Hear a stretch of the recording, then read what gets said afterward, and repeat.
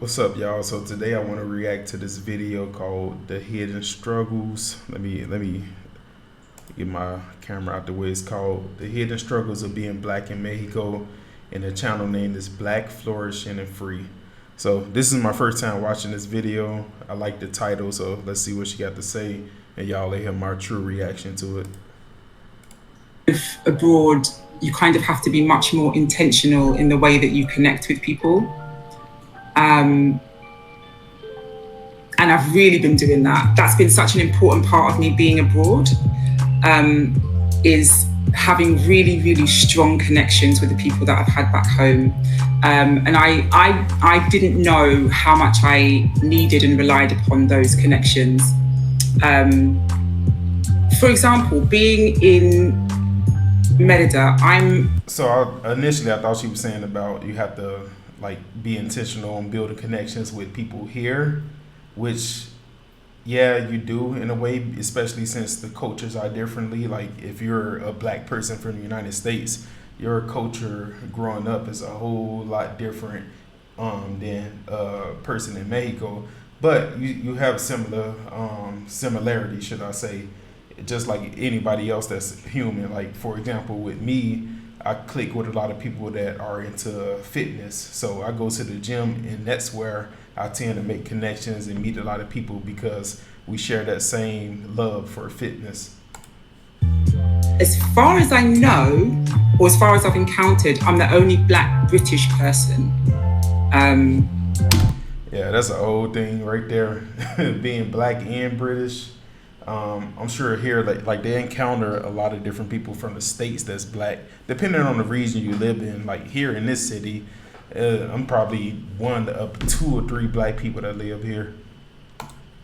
Here, there's a big black community, but it is 95% black Americans and black Canadians. Yeah, see, the majority of the black people here, black Americans for sure. I haven't even met black Canadians, but I don't live in Merida or the Yucatan Peninsula. I live up north, close to Texas.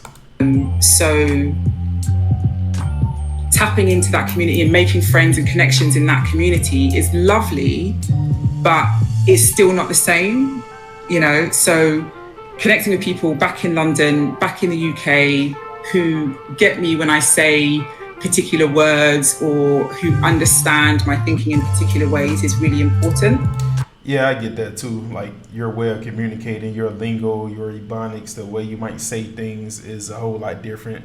And even jokes, like some jokes people won't get out here. And my friend, he was saying the same thing. Like some of the jokes we tell in the States that most people here won't get it. Like, and it's the same thing here. Like there's little insiders everywhere that you might not get, but the next person that's from there might get it.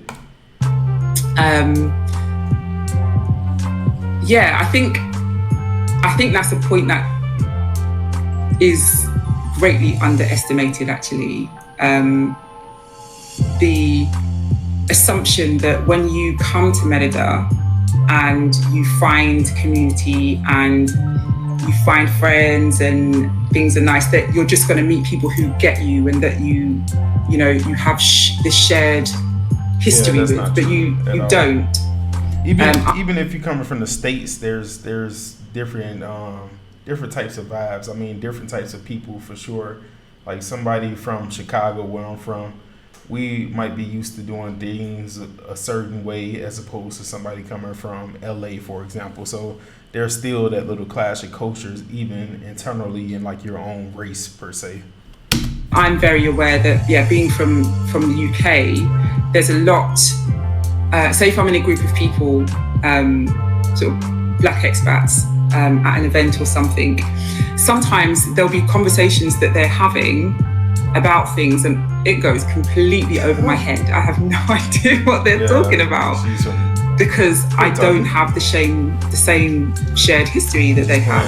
Just playing black. It could be something as simple as them talking about a TV show or talking about, something to do with the politics in their state or whatever it is. And I can't really contribute to the conversation because I'm kind of this outsider-ish in that group.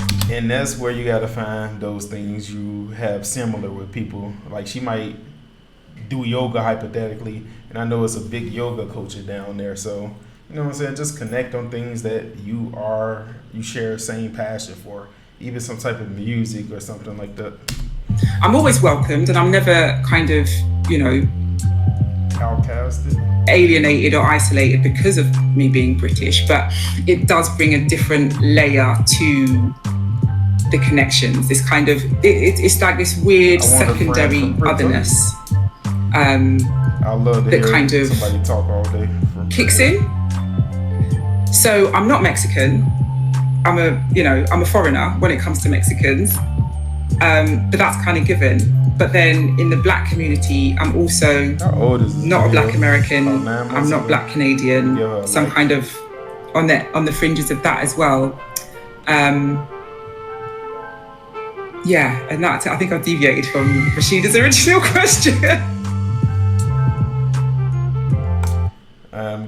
Subscribe to, gotta share the love, show the love. All right, that's it for that video, y'all. But yeah, Mexico versus Ecuador. Exactly what she's saying. Like, and there's differences no matter where you're from. Even if you got the same skin tone, even if you're from the same country, there's differences. So just find things that you guys have similar, any type of similarities, and connect on those similarities. Okay. Beep. There you go. Peace. That's the video.